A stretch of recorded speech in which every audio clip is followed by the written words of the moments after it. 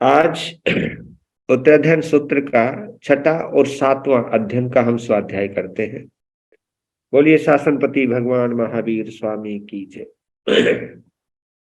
बोलिए आर्य सुधर्मा स्वामी भगवान की जय हो। बोलिए आर्य जम्बू स्वामी भगवान की जय हो। छठे अध्ययन का नाम है क्षुल्लक निर्ग्रंथीय अध्ययन। क्षुल्लक छोटे को कहते हैं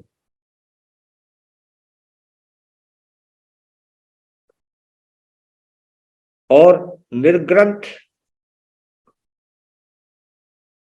साधु को कहते हैं।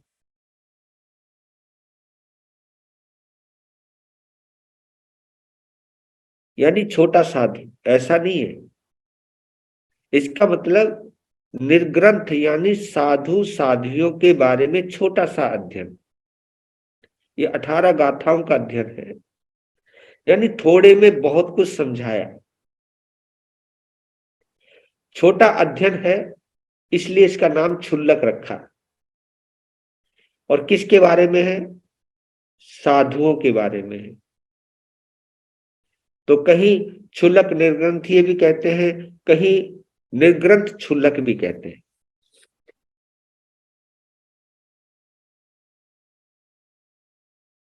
और इसकी दूसरी परिभाषा अगर हम करें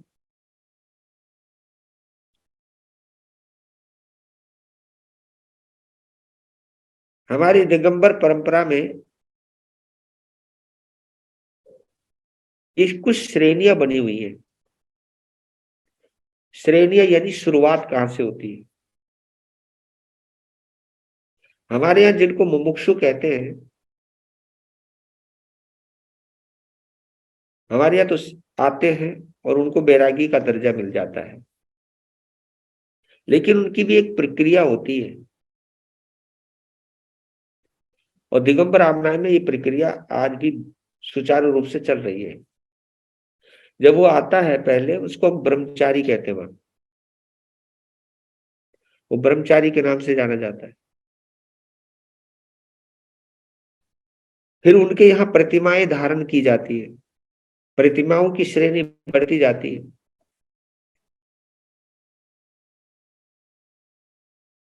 तो जब पहले प्रतिमाधारी श्रावक, फिर वो ब्रह्मचारी होता है, उसके बाद वो क्षुलक बनता है, फिर उसके बाद एलक बनता है, फिर उसके बाद मुनि बनता है। जो ब्रह्मचारी होता है वो कुर्ता पजामा पहनता है। जो क्षुलक होता है फिर वो लंगोट बांधता है, ऊपर से एक चद्दर ओढ़ता है, उसको क्षुल्लक कहते हैं। एलक उसको कहते हैं वो चद्दर उतार देता है, फिर वो लंगोट में रहता है। ये एलक की वो श्रेणी है। और जब उस लंगोट को भी उतार देता है तो वो मुनि अवस्था में आ जाता है। ये वो श्रेणी बनती है वहां पर। यानी जब हम घर बार को छोड़ने की प्रतिज्ञा करते हैं और छोड़ देते हैं व्यवहार में, तो वो क्षुल्लक आता है। जब हम महाव्रतों को ग्रहण कर लेते हैं तो वो मुनि बनता है, वो निर्ग्रंथ बन जाता है। इसको किसी भी तरीके से आप देख सकते हो। वैसे तो इसका जो मूल परिभाषा, क्योंकि 18 गाथाओं का एक छोटा सा अध्ययन है, इसलिए इसको निर्ग्रंथ क्षुल्लक कहते हैं। इसके अंदर बताया गया है कि अगर, क्योंकि निर्ग्रंथ वो बनना चाहता है जिसके मन में एक संकल्प उठ गया है कि मुझे इस संसार सागर से पार होना है, मुझे संसार सागर से मुक्त होना है, मुझे इस सागर से उस पार जाना है, यानी मुझे मुक्ति में जाना है। जिसमें संसार से मुक्त होने की भावना उठती है वही तो महाव्रत धारण करेगा। कि क्योंकि उस महाव्रत को हमारे यहाँ 3 भागों में बांटा है मुख्य रूप से: ज्ञान, दर्शन और चरित्र। कई जगह क्या होता है कि ज्ञान होना ही पर्याप्त है, लेकिन अकेले ज्ञान के ही काम नहीं चलता है। जो ये दर्शन शब्द आता है ना, ये बड़ा महत्वपूर्ण है। दर्शन मुख्य रूप से श्रद्धा को कहते हैं, लेकिन इसको हम गहराई से देखें तो दर्शन यानी विनय भक्ति। ज्ञान आना एक अलग बात है, और ज्ञान के साथ झुकने का भाव आ जाना, ये विनय है, ये दर्शन है। और जब ज्ञान और दर्शन हमारे अभ्यास में पूरी तरह रच पच जाता है, तो उसके अनुरूप हमारा जीवन बनने लगता है। जीवन जिसको हम चरित्र कहते हैं, चरित्र यानी जिसको हम आचरण कहते हैं, यानी जो हमने सीखा है और जिस सीखने के बाद हमारे अंदर विनय भाव आया है, झुकने के भाव आए हैं, नम्रता के भाव आए हैं, तो इस नम्रता की वजह से क्या होता है कि हमारे बोलने का ढंग बदल जाता है, चलने का ढंग बदल जाता है, सोचने का ढंग बदल जाता है, हमारा आचार ही बदल जाता है, हमारे खाने का ढंग बदल जाता है, सोने का ढंग बदल जाता है, जीवनचर्या ही परिवर्तित हो जाती है, जिसको हम आचरण कहते हैं, जिसको हम चरित्र कहते हैं। और ये तीनों चीजें जब एक जगह मिलती हैं, यानी ज्ञान, दर्शन और चरित्र, जब ये तीनों जगह एक जगह मिलती है, तब जाकर के एक निर्ग्रंथ का जन्म होता है। ये बाना ओढ़ लेना ही निर्ग्रंथ होना नहीं है। कई लोग, कभी कभी हम संतों को ये गलत फहमी हो जाती है, बस बाना बदल लिया, अब संत बन गए। ये कपड़ा तो ऊपर का आचार है, ये तो ऊपर की पहचान है, लेकिन आप निर्ग्रंथ तो तब बनोगे ना जब आपके राग द्वेष कम, कमतर और कम तम होते जाए, घटते जाए, घटते जाए, घटते जाए, और आपकी साधुता आपकी वाणी से प्रस्फुटित हो, आपके आचरण से प्रस्फुटित हो, दिखाई दे, आपकी आंखों से दिखाई दे, बोलने में दिखाई दे, खाने में दिखाई दे, सोचने में दिखाई दे, व्यवहार में दिखाई दे, आपके पास पूरी सरलता नजर आने लगे। तो जिसको देखती एकदम ये, जिसको देखती ये भाई ये है, भाई यहां आने के बाद मैं भी कुछ बदल गया। यानी संत वो होते हैं जिनके चरणों में दुष्ट भी आए वो शिष्ट हो जाए, डाकू भी आए वो साधु बन जाए, बुरे भाव से आए अच्छे भाव में बदल जाए। हमारी वाइब्रेशन से इतनी प्रभावशाली होनी चाहिए, सामने वाले के मन मानस को बदल के रखती। तो हम सामने वाले को तब बदलेंगे ना जब हम स्वयं बदलेंगे, जब हम स्वयं बदले हों।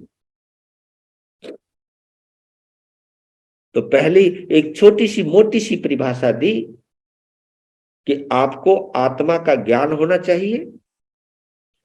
ये हमारे यहाँ ज्ञान जो है ये संवेदना होती है, और दर्शन होना चाहिए यानी विनय भाव होना चाहिए, और आपके जीवन में जो सीखा है, जो संवेदन किया है, उसके अनुरूप आपका आचरण होना चाहिए। यह है क्षुल्लक निग्रंथि। 7वां अध्ययन है एलकीय, एलक, पूरा भ्रिय भी बोलते हैं इसको। एलक मेमने को बोलते हैं, बकरे को, बकरे का जो छोटा सा बच्चा होता है, मेमना। ये इसमें कई उदाहरण दिए गए हैं कि आदमी है ना, पूरा मैं इस अध्ययन के अंदर, इस 7वें अध्ययन के अंदर है ना, पूरा संसार का वर्णन दिया, क्योंकि मेरे पास इतना। मैं कह रहा था कि एक घर के अंदर मेमना, बकरे का बच्चा, और उसी घर के अंदर गाय और बछड़ा भी रहता था। तो क्या करते थे वो, बछड़ा मेमने के बच्चे को देखता था, बच्चे बच्चे को ही तो देखेंगे ना, तो क्या देखता था गऊ का बछड़ा कि बकरी के बच्चे को यानी बकरे को घर का मालिक उसे नहलाता है, उसे हरी हरी घास खिलाता है, कभी उसे बादाम खिलाता है, काजू खिलाता है, कभी उसकी रबड़ी बना के खिलाता है। तो वो देखता रहता था, सोचता रहता था, यार कमाल हो गया जी, मेरी माँ इनको दूध देवे, है ना, इनके बच्चों को पाले, हमारे आगे तो सूखी सी घास डाल दे हमारी माँ के आगे तो, और इस बकरे को इतना माल खिलाते हैं।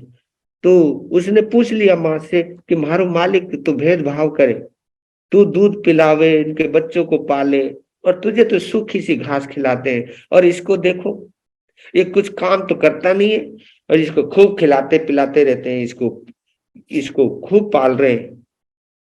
तो तब वो माँ कहती बेटा इसकी चिंता मत कर, तुझे पता लग जाएगा ये जितना माल खा रहा है ना ये सब एक ना एक दिन निकलने वाला है।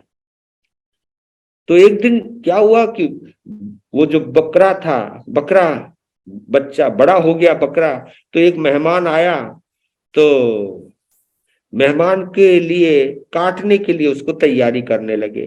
तो वो जब खंजर लेकर के आए तो गाय का बछड़ा डर गया, कहा कि माँ ये क्या हो रहा है, कि तू देखता जा क्या हो रहा है, देखता जा। उसको पकड़ा और उसको काट दिया, और बच्चा डर गया। तब माँ कहती बच्चे तुझे डरने की जरूरत नहीं है, क्योंकि तू सूखी घास खाता है, मेरा ही दूध पीता थोड़ा बहुत, सूखी घास खाता है, तुझे कुछ नहीं होगा। जो माल खाते हैं ना उन्हीं के साथ ही ऐसा होता है। इसलिए कहते जो खाएंगे डट के वही वो सहेंगे झटके। ये ना आप समझ गए ना।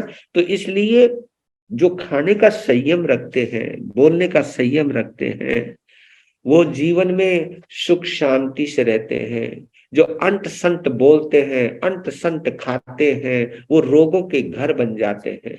और भी कई उदाहरण इसके अंदर दिए, ये तो कई उदाहरण दिए हैं, बनियों का उदाहरण दिए है, वणिक पुत्रों का। एक बाप ने 3 लड़के थे और घर का मालिक बनाना था, तो किसको बनाए, तो उन्होंने क्या किया, एक ही राशि बच्चों को दी, तीनों को जाओ और तुम जब मैं जब बुलाऊं तो तुम लौट के आना और तुम इसका उपयोग करना।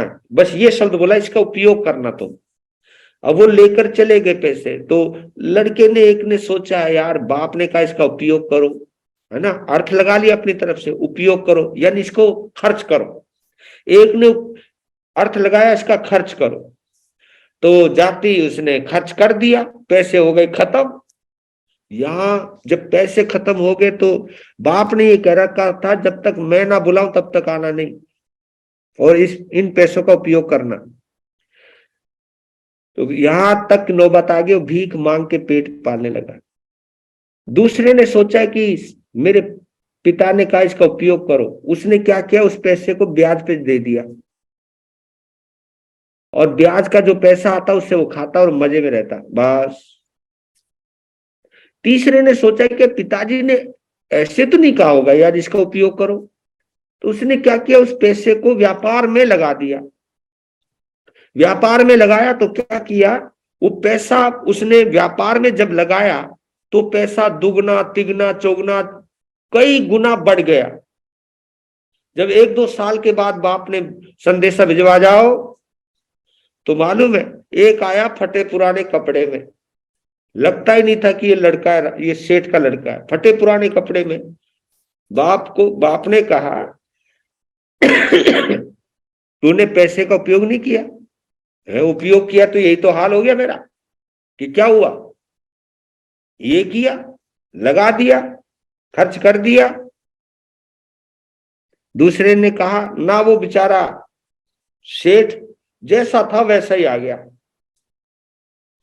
कहा कि देखो जी, और वो मूल पूंजी जो थी वो लाया और पिताजी के हाथ में रख दी। तो देखा आपका एक पैसा खर्च भी नहीं किया और अच्छी तरह खाया, अच्छी तरह पिया, और रहा, ये पकड़ो पैसा अपना दिया। लेकिन तीसरा जब लड़का आया तो गाड़ियों में माल भरता हुआ आया, एक लंगर सा, एक पूरा लश्कर उसके साथ था। अरे ये इतना बड़ा, मतलब सब आपकी कृपा है, आपका दिया हुआ प्रसाद का ये फल है, मैंने इसको व्यापार में लगाया और उसी की वजह से इतना पैसा कमाया, ये सब आपके आशीर्वाद का। उस पैसे को उसने कई गुना में बदल दिया। तब पिता कहते हैं कि तू ही घर का मालिक बनेगा। तो आप इसका मतलब क्या है, ये मनुष्य जन्म है, ये मूल धन है हमारा मनुष्य जन्म। और अगर हम मनुष्य होकर के मरने के बाद दोबारा मनुष्य बने तो ये ना हमने खर्च किया और ना हमने कमाया, मूल धन जैसा था वैसा ही उसको रखा। मनुष्य मर करके अगर मनुष्य बनता है तो ये मूल धन की सुरक्षा है, लेकिन मनुष्य बनकर के हम नरक में जाएं, पशु योनि में जाएं, यानी हमने अपने धन को खर्च कर दिया, हम नरक में चले गए या त्रियंच में बन गए, पशु पक्षी बन गए। लेकिन जो मनुष्य जन्म पाकर के देव गति में जाए, उच्च गति में जाए, अपना प्रमोशन करे, कमाए, ऊंचाई पर उठे, तो ये जीवन की कमाई है। ये ऐसे ऐसे उदाहरण हैं। एक थोड़े से स्वाद के पीछे अपनी जिंदगी को खतरे में डाल देते। इसमें एक राजा का भी उदाहरण है जिसको आम खाने का शौक था, और इतना शौक था पूछो ही मत, इतना शौक था कि बीमारी लग गई उसको, आम से जो होने वाली बीमारी थी। हकीम ने कहा कि राजन, अगर जिंदगी बचाना चाहते हो, जिंदगी के कुछ अपने पल जीना चाहते हो, तो आम छोड़ना पड़ेगा आपको। तो उसको जिंदगी प्यारी थी, तो सारे आम जितने भी थे आजू बाजू में पेड़ पाड़ सब हटा दिए। जब उसका मन था कि जब मैं नहीं खाऊंगा तो किसी को खाने भी नहीं दूंगा, सब हटा दिए। तो एक दिन घूमने जा रहे थे, दूर जंगल में चले गए, और संयोग ऐसा हुआ आम के पेड़ के नीचे बैठ गए, और वो लेटे थे तो ऊपर देखा कि आम लटके हुए हैं, पीले पीले, ओए होए, पुरानी संस्कार जागृत हो गए। वो कहने लगा मंत्री को, मंत्री यार आम बड़े प्यारे। मंत्री बोला आम की तरफ मत देखो, आम खतरनाक है तुम्हारे लिए। अरे यार देखने से क्या होता है, हाँ? प्लीज आंख बंद कर लो ना भाई, देखने से कुछ नहीं होता। मेरे वेद ने खाने को मना किया, देखने को नहीं। संयोग ऐसा हुआ एक आम ऊपर से टूटा, उसकी छाती पे गिर गया। मंत्री उठा, उसको उठाकर फेंकने लगा, लेकिन आम पकड़ लिया राजा ने। मंत्री को बोला, रे इस आम को मैंने कोई बुलाया था, अब खुद आ गया मेरे पास। उसको देखने लगा, उसको छूने लगा, उसको सूंघने लगा। पुराने संस्कार वो कहे जा रहा, राजन इसको मत छुओ, ये तुम्हारी मौत है, मौत। नहीं माना। अरे यार देखने से क्या होता है, सूंघने से क्या होता है। फिर एक भाव और आए, यार थोड़ा सा चखने से क्या होता है। अब उसने वो चख लिया, वो चखा तो थोड़ा स्वाद लग गया, पूरा ही खा गया। पूरा खाती बीमार हो गया, हड़बड़ाने लगा। हकीम बुलाए, लेकिन राजा मर गया। अब वो एक थोड़ी देर का असंयम उसकी जिंदगी के लिए घातक बन गया। ये इस तरह के उदाहरण है कि हमारे जीवन के अंदर थोड़े से सुख के पीछे हम इतना सारा दुख इकट्ठा कर लेते हैं। एक छोटी सी बुराई के पीछे हम अपने गुण राशि को नष्ट कर देते हैं।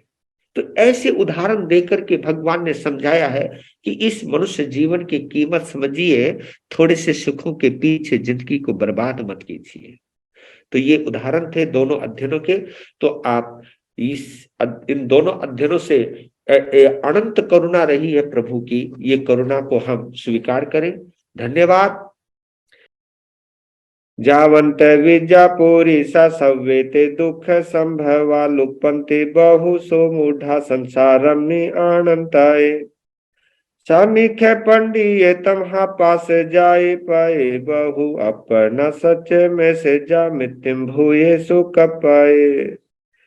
माया पिया सा भाया भज्जा पुताये और सा नालम ते ममता नाये लुपम तस् सकमुना। ए अमठम सपे हाय पासे समीये दंस ने छिंदे गे ही सीने हिंचे ने कंखे पुव संतवम। गवा सम्मानि कुंडलम पसवुदास पौरुषम सौम्यम चैतानम काम रुवि भविष्यसि। थावरम जंगम चेव धनम धनमो वखरम पच मानस कम ही नालम दुखाऊ मोहिने। अजत्थम सव सवम दिशम पाने पियाये ने हने पानी नो पाने भय वेरावो वराये।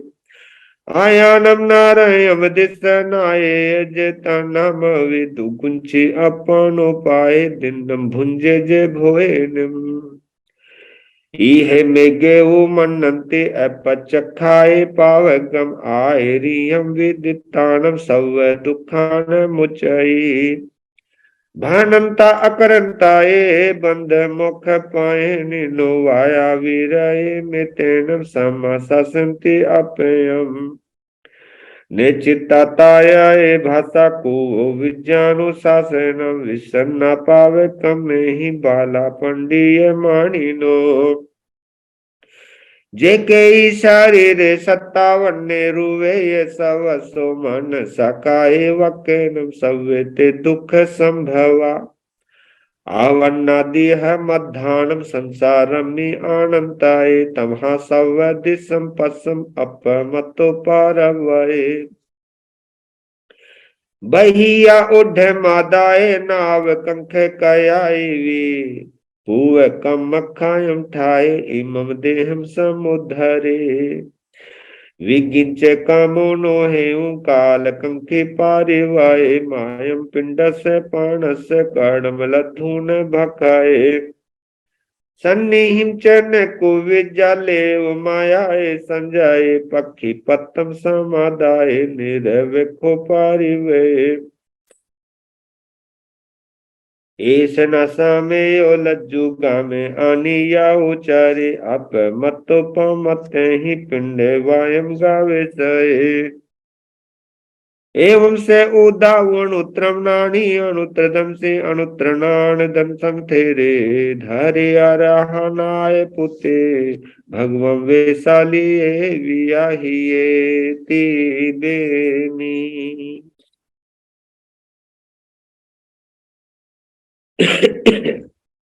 सातवां अध्ययन जहाए सब सामुद्र कोई पोसे जेलियम ओए नम जावा समदिजा पोसे जावी सायम गाने ताओ से पुड्डे परिवुड्डे जाए में मोयरे पीनिए उले दे आए संपारी कंखाए जाओ ने ए आए से ताओ जीवाई से दूही अह पत्ता में आए से शीशम छे तूने भुंजाई जहा खालो से वो रभे आए साए समीहिए एवं बाले अह मिठे इहाई नारे आउयम हिंसे बाले मुसावाई अधानमी विलोवाई अन्न दत्त हारे तेने माई कनु हारे सढ़े इथि विषाय गिद्धेय महारंभ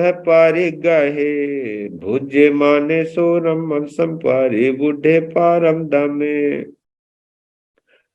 आए कक्कर भोइये तुंदिले चिये लोइये आउ यम नाराय कंखे जहा एसम वे एलाए आसनम सायनम जानम वित्तम कामे ये भुंजिया दुस्साहारणम धारणम हिच्चा बहु संचिनी आरयम ताओ कम गुरु जंतु पच्चुपन्न पारायण वे आ गया ऐसे मारण तमी सोयाई ताओ आओ पारे खिन्न चुया देह विहिंसगा आसुरियम दिशम बाला गच्छन्ति अवसतमम जहा कागिनीये सह संहाराय नरो अपथम अम्बंगम बोचाराया रज्जम तुहाराय एवं मानुष कमा देव कमाने अंतिय सहस गुणिया भुजु आउ कमाये दिव्या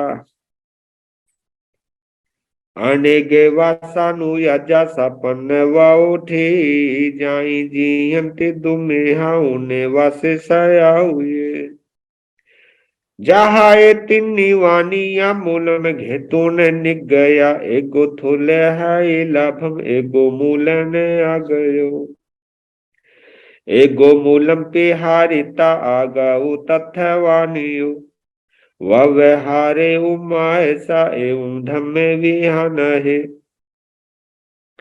मानु सत्तम भाव मूलम लाभो देव गई भवे मूले छेयन जीवानम नरगति रखतानम धुवम दुहाऊ गाई बाल से आवै वह मूलिया, देवता मानु सत्तम से जमजिए लोलिया सड़े।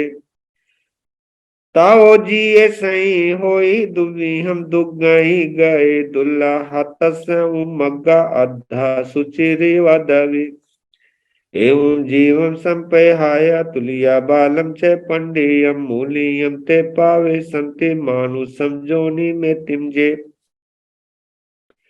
वे माया ही सिकाही जे नारागे ही सुवाया, उवेंति मानु समझोनी कम सच्चा हो पानी नो। जैसिम तु विवुला सिखा मूलियम ते आई चिया, शीलवंता स विशेषा अधीन जंति देवयम। एवं मदीनाम भिक्खु अगारिम चेविया निया कहनु जिच्च मैं लिखम जिच्च माने ये संविदे। जहा कुसग उदगम समुदेन सममीने, एवं मनु सग कामा देव कामाने अंतिये। कुसग में ता इनका मसन निरुद्धमियावियम कसम है हूँ पूरा काऊ जो ने संविदे। यह कामानी अठस अतठ आवार झाई, सोचा ने आऊयम मगम जम भुजो पारी भसाई।